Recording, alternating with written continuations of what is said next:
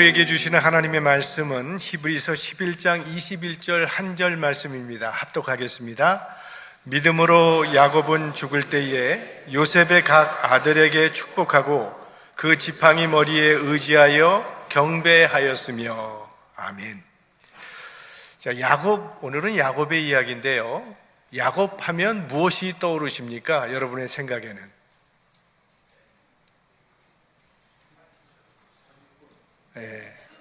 다 비슷한 생각들을 하실 텐데요. 팥죽 한 그릇으로 형으로부터 장자의 명분을 가로챈 동생, 또 변장을 하고 들어가서 아버지를 속이고 장자의 축복을 가로챈 아들, 사랑하는 여자를 아내로 맞이하기 위해 7년을 기쁨으로 일한 사나이, 또 하나님과 겨루어 이긴 사람, 여러 가지 이런 이야기들이 있는데, 야곱은 정말 드라마틱한 인생을 살았습니다. 그의 인생은 정말 출생 때부터 죽을 때까지 정말 파란만장한 그런 인생을 살았죠.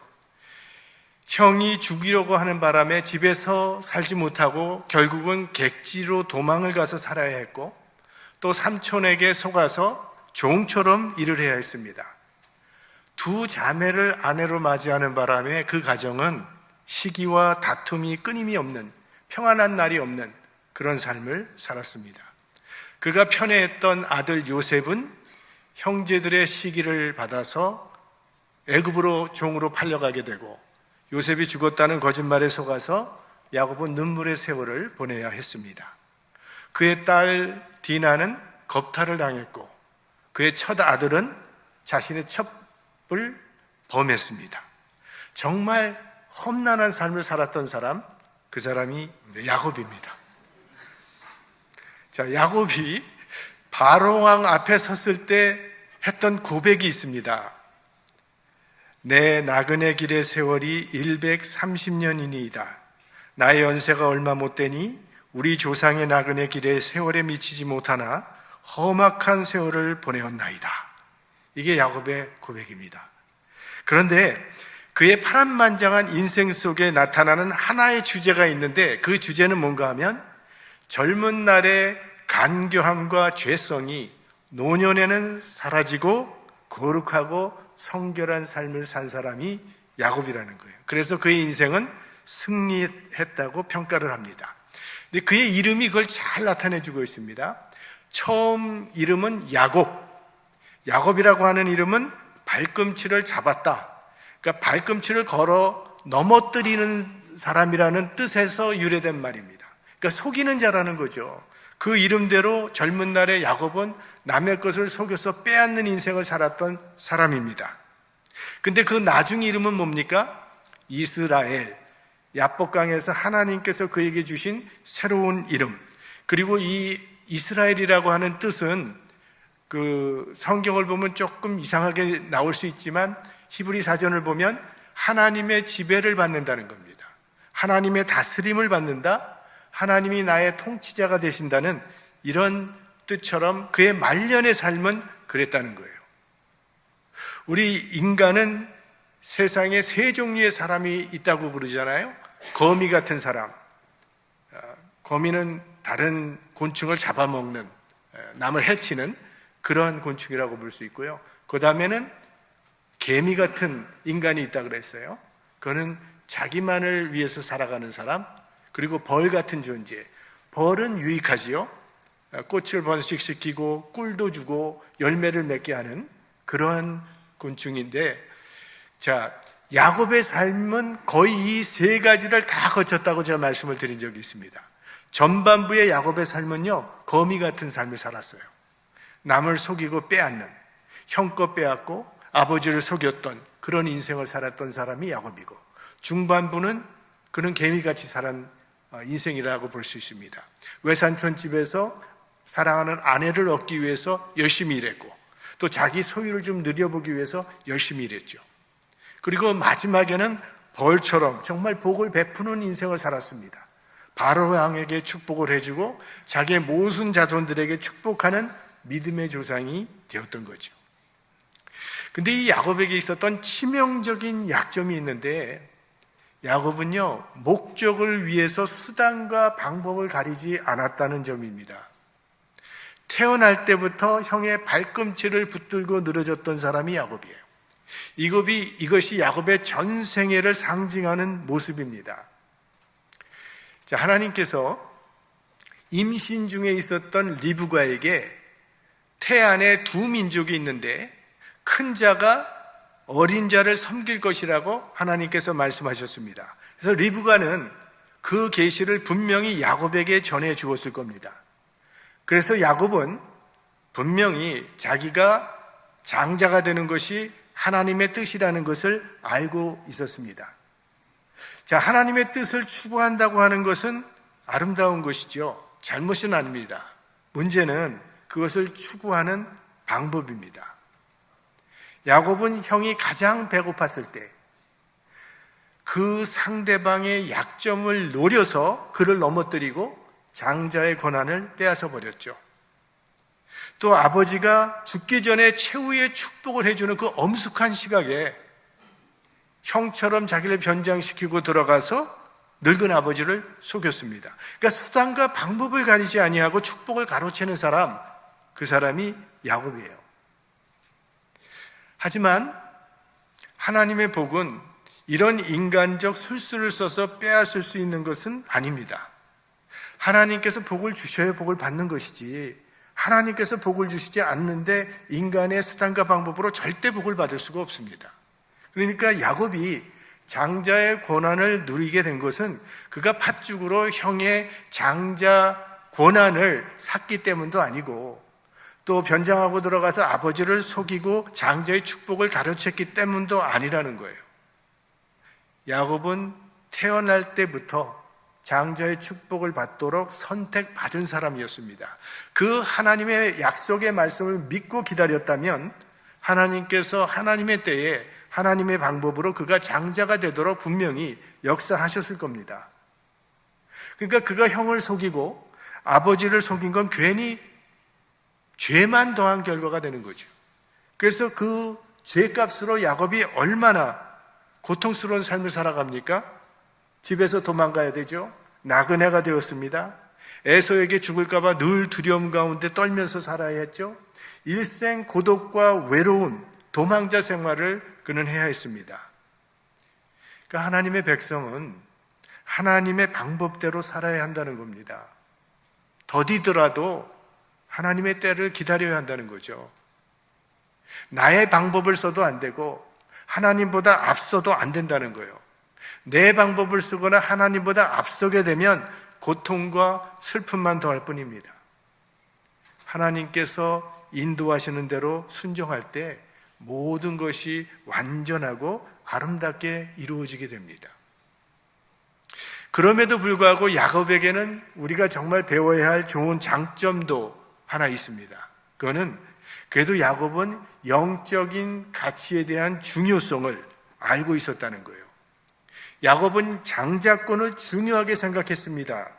형에게 미움을 받을지라도 내가 장자권만은 꼭 가져야 되겠다는 그런 열망이 그에게 있었습니다. 도대체 이 장자권이라는 게 뭐기 때문에 야곱이 이렇게 장자가 되기를 원했는가? 장자권에는 크게 두 가지 의미가 있습니다. 하나는 제사의 권한입니다. 장자에게는 하나님 앞에 나아가서 제단을 쌓고 제사를 드리는 권한이 있었어요.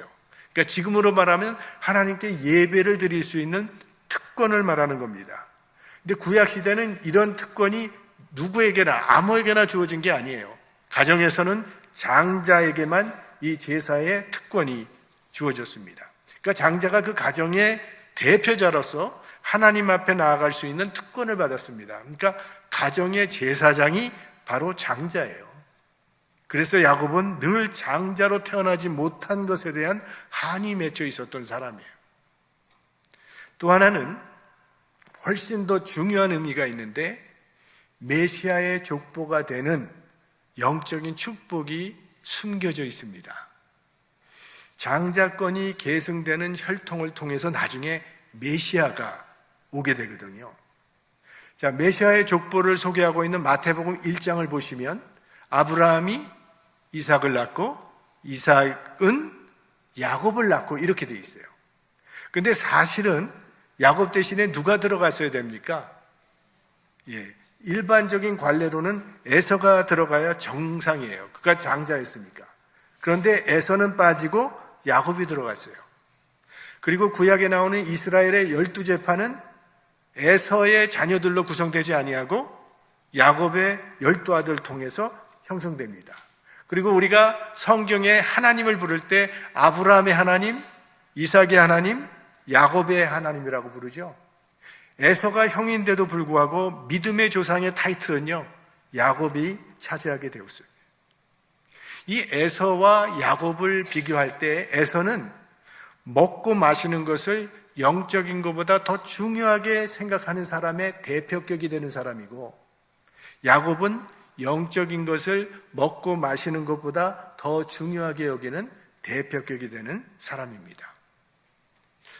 오늘도 우리가 보기에 야곱의 길을 어떤 면에서 가는 사람이 더 많은 것 같습니까? 그렇지 않으면 에서의 길을 따르는 사람이 더 많은 것 같이 보입니까? 하나님이 밥 먹여주냐? 이런 사람들 많지 않겠어요? 우리는 이 보이지 않는 영적 가치보다 눈에 보이는 현실을 더 중요하게 생각하는 그 사회에 살고 있죠. 물론 먹고 마시는 거 중요합니다. 그거 중요하지 않다는 말이 아니에요. 그러나 역사가 분명히 우리에게 교훈해 주는 것이 있다면 먹고 마시는 것을 영적인 가치보다 더 중요하게 생각할 때는 결과가 좋지 않다는 거예요. 그러니까 영적 가치를 무시했던 나라들은 거의 다 쇠퇴했거나 쇠퇴해가고 있다는 거죠. 대표적으로 로마를 보십시오. 향락 문화에 신치됐던 나라예요. 먹자판, 놀자판이 되어버렸죠. 결국 망했습니다. 그런데요, 많은 사람들이 미국을 보면서 로마와 매우 비슷하다는 말들을 많이 합니다. 영적 가치들이 무시되고 있다는 거죠. 미국이 계속 하나님의 축복을 누리려면 영적인 가치가 회복되어야 합니다. 하나님의 의를 목말라 하는 그런 나라가 되어야 해요. 과거의 미국은 정말 세상에서 하나님의 의와 하나님의 공의, 이거를 굉장히 붙들고 세계를 위해서 일했던 그런 나라예요. 그런 나라가 되도록 우리가 기도해야 합니다. 또 대한민국도 그런 나라가 되도록 우리가 기도해야 될 필요가 있습니다. 보이지 않는 것, 영원한 것을 소중히 여길 줄 알아야 해요. 눈에 보이는 것은 잠깐입니다. 그러나 보이지 않는 것은 영원해요. 우리들의 삶의 우선순위가 영원한 것에 있게 되기를 바랍니다. 근데 여기 한 가지 우리가 늘 갖게 되는 질문은 왜 하나님께서 에서가 아닌 야곱을 선택하셨냐 하는 것이죠. 이스라엘의 관례는 장자가 아버지의 혈통을 잇게 되어 있고 하나님의 일을 계승하도록, 장자가 계승하도록 그렇게 되어 있습니다. 그런데 하나님께서 장자를 제치시고 차자를 선택하셨다는 거예요. 그것도 야곱이라는 사람이 형 에서보다 인간성이 좋다면 좀 이해하기가 쉬워요. 근데 성경을 읽어보면 사실 인간성은 에서가 훨씬 좋습니다. 야곱은 굉장히 간교한 인생을 살았던 사람이에요. 에서는 정말 좀 사나이다운 그런 사람이란 말이죠. 근데 왜 야곱을 택했는가? 야곱을 선택하신 하나님의 뜻은 저도 모릅니다. 왜? 성경이 말해주지 않기 때문에. 하나님이 왜 이스마엘을 택하지 아니하시고 이삭을 택하셨는지 그것도 모르죠. 그건 다 하나님의 주권, 하나님의 신비에 속한 겁니다. 거듭 말씀드리지만 하나님의 신비는 신비로 남겨두는 것이 좋습니다. 우리에게 알려주시지 않은 것을 그거 알려고 억지로 해석하려고 하다가 엉뚱한 것으로 빠지게 되기가 쉽기 때문이에요. 그러니까 이런 것은 하나님의 절대 주권 안에 있는 섭리다라고 이해하는 것이 우리의 자세죠. 하나님께서 저와 여러분을 선택해 주셨어요. 우리를 하나님의 자녀 삼아 주셨습니다. 왜 하나님께서 우리를 사랑하시고 왜 우리를 하나님의 자녀 삼아 주셨어요? 알 수 없죠. 다만 하나님의 은혜에 감사할 뿐이죠. 야곱과 에서도 마찬가지죠. 하나님께서 왜 야곱을 선택하셨는지는 모르지만 그 선택을 통해서 우리에게 주는 교훈은 있어요. 교훈은 알 수가 있습니다. 하나님은 약자도 사용하신다는 교훈이에요. 이스라엘 백성들의 의식 속에 이 장자라고 하는 것은 언제나 강자로 여겨져 왔습니다. 물론 하나님은 강자도 사용하시죠. 그러나 하나님은 우리 인간의 상식을 깨뜨리시고 약자를 사용하시기도 하신다는 거예요. 자, 우리 가운데 나는 강자라고 생각하시는 분이 있으면 한번 손 들어보세요. 나는 약자에 속한다고 생각하시면 한번 손 들어보세요. 네, 역시 여러분, 이 세상에 강자가 많을 것 같습니까? 약자가 많을 것 같습니까? 예. 하나님께서 약자인 야곱을 택하셨다는 것은 약자들을 향한 하나님의 축복이며 하나님의 격려라고 볼 수 있어요. 하나님께서 야곱을 선택하셨던 것처럼 하나님은 지금도 연약한 사람들, 뛰어난 것이 없는 평범한 우리 같은 사람도 쓰신다는 것을 우리에게 알려주시는 그런 메시지로, 교훈으로 받을 수 있죠. 사도 바울이 고린도 교인들을 향해서 편지를 쓸 때 이런 말을 썼습니다. 형제들아, 너희를 부르심을 보라. 육체를 따라 지혜 있는 자가 많지 아니하며 능한 자가 많지 아니하며 문벌 좋은 자가 많지 아니하도다. 하나님께서 고린도 교인들을 예수 그리스도 안에서 불러주셨는데 그들의 상황을 생각해 보면 인간적으로 자랑할 만한 사람이 별로 없지 않느냐라는 말입니다. 물론 다 그렇지는 않겠죠. 그들 중에도 유명한 사람들도 있었을 겁니다. 하지만 대부분의 예수 믿는 사람들이 그렇지 못했다는 거예요. 이 말씀은 하나님은 강자를 쓰지 않으신다는 그런 의미가 아닙니다. 강자도 쓰십니다. 하지만 하나님은 약한 사람을 더 즐겨 쓰신다는 뜻이에요. 그 의미는 바로 고린도전서 그 후에 말하는 바울의 메시지는요, 이는 아무 육체라도 하나님 앞에서 자랑하지 못하게 하려 하심이라. 누구도 자기 실력 때문에 이런 것을 할 수 있었다고 자랑하지 못하게 하기 위함이라고 그렇게 바울은 교훈해주고 있어요. 하나님께서 기드온에게 너 나가서 미디안 군대들과 싸우라고 명령을 하셨어요. 그래서 미디안이 군대들을 모집해 보니까 1차적으로 총 3만 2천 명이 모집됐다 그랬어요. 그때 미디안 군대의 사이즈는 10만 5천이 넘는 그런 군대였거든요. 3만 대 10만이면 비교가 안 되는데 하나님이 너무 숫자가 많으니까 좀 줄이라고 했어요. 2차로 줄여보니까 10,000명이 남았어요. 그것도 너무 많으니까 또 줄이라고 그래서 3차에 남은 게 300명이 남았습니다. 하나님께서 왜 이렇게 하셨을까요? 많은 군사로 싸워서 이기면 자기들의 힘으로 이겼다고 생각할까 봐 300명을 가지고 10만 명을 대상으로 싸워서 이겼을 때는 이건 하나님의 역사라고 인정할 수밖에 없기 때문이죠. 연약하고 부족한 사람을 통해서 하나님의 역사가 이루어졌다면 누구에게 영광이 돌아가겠습니까? 예, 하나님에게 영광이 돌아가는 거죠. 그래서 하나님께서는 연약한 사람들을 사용하신다는 거예요. 또 한 가지 교훈을 얻는다면 성결의 교훈을 우리가 얻을 수가 있습니다. 자, 야곱은요, 형편없는, 야곱같이 형편없는 사람도 하나님의 은혜로 변화될 수 있다는 교훈을 우리에게 줍니다. 우리가 창세기를 통해서 봤지만 야곱은 참 변화되기 힘든 사람이었어요. 그건 아마 자기 자신도 자기 모습 때문에 갈등하고 좌절하는 반복되는 삶을 야곱은 살았을 것으로 생각됩니다. 그러나 하나님은 야곱이 이스라엘이 될 때까지 참고 기다려 주셨다는 거예요.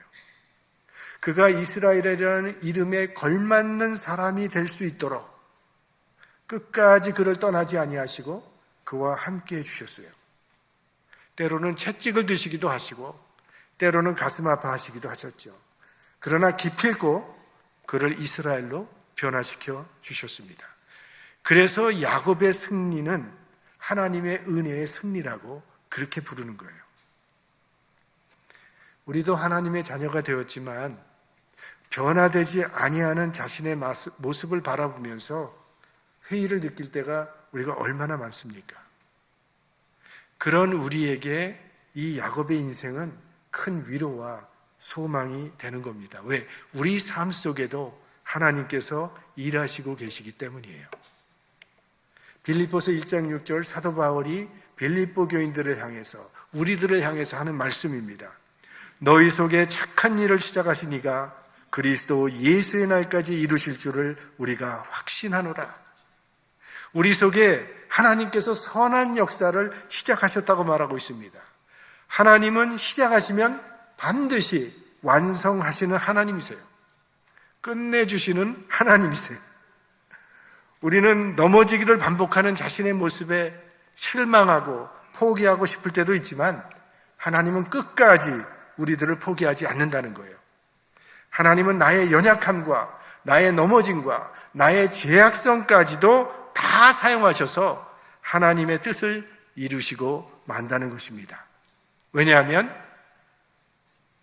하나님의 아들 예수 그리스도의 피값으로 우리를 하나님의 자녀 삼아주셨기 때문에 하나님을 사랑하는 자, 곧 그 뜻대로 부르심을 입은 자들에게는 모든 것이 협력하여 선을 이루게 될 줄로 믿습니다. 하나님 때문에.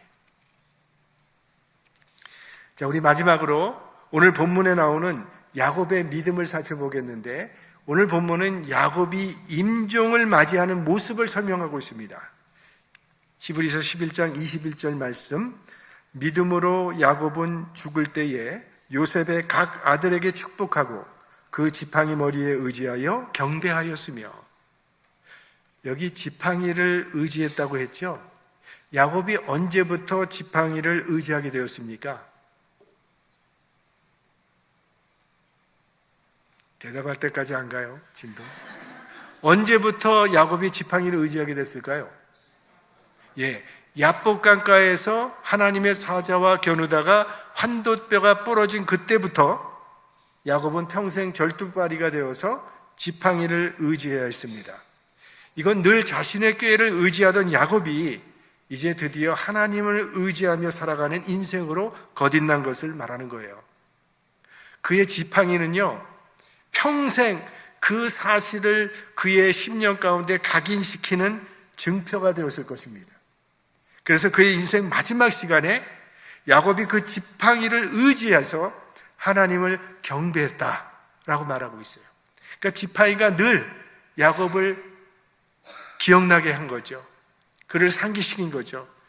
네가 어떤 사람이라는 것을, 하나님께서 이스라엘이라고 하는 새 이름을 주셨다는 것을, 그리고 나는 하나님 없이는 살 수 없는 인간이라는 것을 이 지팡이를 통해서 야곱은 계속 상기하면서 마지막 순간까지 하나님을 경배했다고 성경은 증거하고 있습니다. 그리고 그 마지막 순간에 그의 자손들에게 축복을 하는데, 자, 이 12아들에게 축복하는 것도 있지만 오늘 본문에 나오는 것은 야곱이 요셉의 두 아들을 축복하는 이야기예요. 자, 그건 창세기 48장에 나오는 이야기인데요. 요셉이 그 아비가 우수를 에브라임의 머리에 얹은 것을 보고 기뻐 아니하여 아비의 손을 들어 에브라임의 머리에서 므낫세의 머리로 옮기고자 하여 그 아비에게 이르되, 아버지여 그리 마옵소서. 이는 장자니 우수를 그 머리에 얹으소서. 아비가 허락지 아니하여 가로되, 나도 안다. 내 아들아, 나도 안다.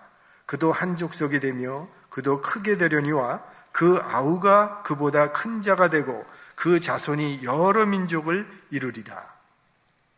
자, 요셉에게는 두 아들이 있었습니다.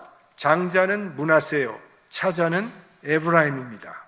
때문에 이스라엘의 관례대로 마땅히 그 오른손을 장자인 므낫세의 머리에 두고 에브라임에게 왼손을 얹어놨어야 되는데, 야곱이 팔을 어긋맡겨서 오른손을 에브라임에게, 왼손을 장자인 므낫세에게 놓고 축복했다는 거예요. 그러니까 요셉이 말렸다는 거죠. 아버지 바뀌었습니다. 순서가 바뀌었습니다. 오른손을 저 므낫세에게 올려주세요. 바꿔서 축복해 주세요. 그랬더니 야곱이 뭐라 그랬냐면 나도 안다. 내가 모르고 그러는 게 아니다 하면서 차자인 에브라임에게 오른손을 얹고 장자의 축복을 해줍니다. 그 이유는 지금 야곱이 주는 이 축복과 예언은 자기 마음대로 하는 것이 아니기 때문입니다. 앞으로 이루어지게 될 하나님의 섭리를 예언하면서 하나님의 이름으로 축복을 선언하는 것이기 때문에 자기 마음대로 하지 못하고 하나님께서 시키시는 대로 지금 하고 있다는 거예요. 야곱은 말년에는요, 하나님의 뜻을 깨달을 뿐만이 아니라 그것을 온전히 수용하고 순종하는 아름다운 노년을 맞이하게 된 겁니다. 우리 인간이 어떻게 사느냐 하는 것도 중요하지만 어떻게 죽느냐 하는 것이 더 중요한 것 같아요. 아마 우리 대부분은 지금까지 살아왔던 것보다는 앞으로 남아있는 인생이 그렇게 더 많지 않은 것 같은데요. 그거 많이 생각해야 되죠. 야곱은 정말 파란만장한 삶을 마치고 하나님을 앞으로 돌아가기 직전에 자기 자녀들에게 하나님의 축복을 빌어주고 침상에 엎드려서 하나님을 경배하면서 그의 생을 거룩하게 마쳤어요. 그래서 야곱의 인생은 승리한 인생입니다. 여러분, 성경에 나오는 인물 중에 여러분은 누구를 좋아하느냐고 물으면 아마 대부분 바울이라든지 요셉, 다윗, 다니엘, 에스더 여자라면 이런 이름들 많이 되지 나는 야곱이라고, 난 야곱을 제일 좋아한다고 말하는 사람은 흔치 않을 거라고 생각해요. 왜? 야곱은 우리 기억 가운데 아주 교활한 사람으로 남아있기 때문이에요. 그럼 반대로 이런 질문을 한번 해볼게요. 성경의 인물 중에 나와 가장 닮은 사람은 누구냐고 물으면 바울? 요셉? 아마 넘버원 앤서는 야곱이 가장 많을 것 같아요. 기도할 때도 맨날 나 야곱 같은 사람을 하나님께서 그렇게 기도하잖아요. 야곱은요, 하나님을 만난 사람이 신앙의 여정 속에서 수많은 굴곡을 겪어가면서 하나님의 사람으로 변화되는 모습을 우리에게 보여주는 믿음의 조상입니다. 우리들은 자신의 연약함 때문에 늘 실망하고 낙심할 때가 한두 번이 아니에요. 그러나 끝까지 우리를 포기하지 않는 하나님의 은혜와 사랑이 있기 때문에 우리에게도 소망이 있는 겁니다. 우리 늘 주님을 바라보면서 연약하지만 주님과 동행하는 삶을 살아가면 야곱을 이스라엘 되게 하신 주님께서 우리들도 믿음의 승리자가 되는 영광을 주실 줄로 믿습니다. 우리 시편 146편 5절 말씀 다 같이 우리 신앙 고백으로 합독합니다. 야곱의 하나님으로 자기 도움을 삼으며 여호와 자기 하나님에게 그 소망을 두는 자는 복이 있도다. 야곱을 도우셨던 하나님이 여러분의 하나님이 되시기를 주님의 이름으로 축원합니다.